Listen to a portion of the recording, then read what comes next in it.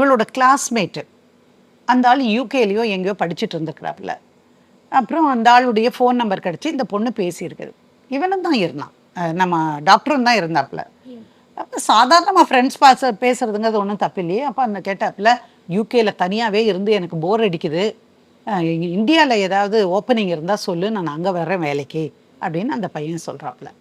அப்புறம் இவங்களும் கேட்குறாங்க. அப்புறம் இவ தன்னுடைய ஹஸ்பண்ட்டை சொல்கிறேன், ஏதாவது வேலை இருந்தால் சொல்லுங்கப்பா எங்கேயாவது இருந்தால் அப்படின்னு. இதெல்லாம் ரொம்ப கேஷுவலாக நடக்குது. அப்புறம் திடீர்னு ஒரு நாள் பார்த்தாக்கா ஒரு 6 மாதம் கழித்து அந்த ஆள் வந்து இறங்குறான்.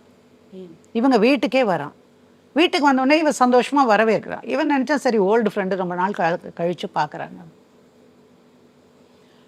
அந்த பையன் இங்கேயே வந்து இங்கேயே ஒரு வேலை பார்த்துட்டு இருக்கான். முதல்ல கொஞ்ச நாள் இந்த வீட்லேயே இருந்தான். அப்புறம் வந்து இவர் சத்தம் போட்டார், இங்கேயே இருக்க முடியாது, அப்படியே நமக்கும் குழந்தை இருக்குது, குடும்பம் இருக்குது அப்படின்னு எல்லாம் சொல்லி.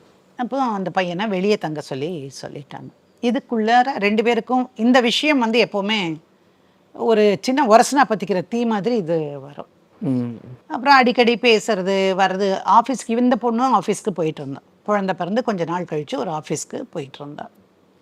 அப்புறம் ஆஃபீஸ்லேருந்து நீங்கள் எத்தனை மணிக்கு வருவீங்க? 6:30 மணி, 7, 7:30 அவ்வளோ. நீங்கள் 8:30, 9க்கு வரும்போது இவன் சத்தம் போட ஆரம்பித்தான், பொன் குழந்தை ஒன்று இருக்குது, யார் பார்த்துப்பா, எவ்வளோ நேரம் ஆயா வச்சு பார்க்கறது, நம்ம பெற்றவங்க இருந்து வளர்த்தா தானே அந்த குழந்தை வந்து நல்லா இருக்கும்.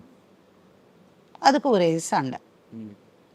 அதுக்கடுத்து கொஞ்ச நாள்லையே வந்து இன்னொரு குழந்தை கர்ப்பம் தரிக்கிறாவோ. அப்போ இவன் சொல்கிறான், வேண்டாம், இந்த குழந்தை வளர்த்தி ஒரு 3 வருஷமாவது ஆகட்டும், அந்த கேப்புக்கு அப்புறம் பார்க்கலாம், அதுக்குள்ளே இன்னும் கொஞ்சம் நம்ம ஸ்டடி ஆகிடுவோம்.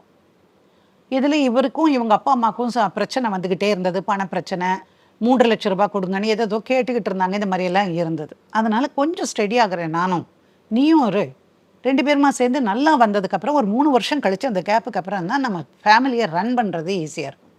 நார்மலாக யாரும் பேசக்கூடிய வார்த்தை. அந்த ஆள் வந்து குழந்தை வேண்டாங்கிறாரு.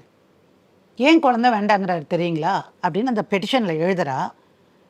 முதலையே பொண்ணு தான் பெற்று கொடுத்த, அப்போவே என் மனசெல்லாம் விட்டு போச்சு, 2வது பொன் குழந்தையா, அதனால் இப்போ வேண்டாம், அதெல்லாம் டெஸ்ட் பண்ணி பார்த்துட்டு அப்புறம் பார்த்துக்கலாம். ஸோ இவர் ஒரு கொடுங்கோலன், இவர் அடிப்பார். இப்படி வரிசையாக எல்லாத்தையும் போட்டுட்டு அப்புறம் வந்து என்னை ரொம்ப அவமானப்படுத்தினாரு, தப்பான உறவு வச்சுக்க யாருக்கிட்டேயோன்னு சொல்கிறாரு, சந்தேகப்படுறாரு, ஆஃபீஸ் வாசலில் வந்து நிற்கிறாரு. 6:30 மணி 7 மணிக்கு ஆஃபீஸ் மூடும்னா எல்லா நேரமும் யாரும் வந்து நிற்க முடியாது, எந்த ஹஸ்பண்டும் வந்து நிற்க முடியாது. அந்த பக்கம் ஏதாவது வேலையாக வந்திருந்தா சரி மணி 6 ஆச்சே, அவள் வருவாள்ல, நம்ம பைக்லேயோ ஸ்கூட்டர்லேயோ கூட்டிகிட்டு போகலான்னு நினைப்பாங்க இயல்பா. அந்த மாதிரி வர்றது கூட சந்தேகப்பட்டு வந்து நிற்கிறாரு.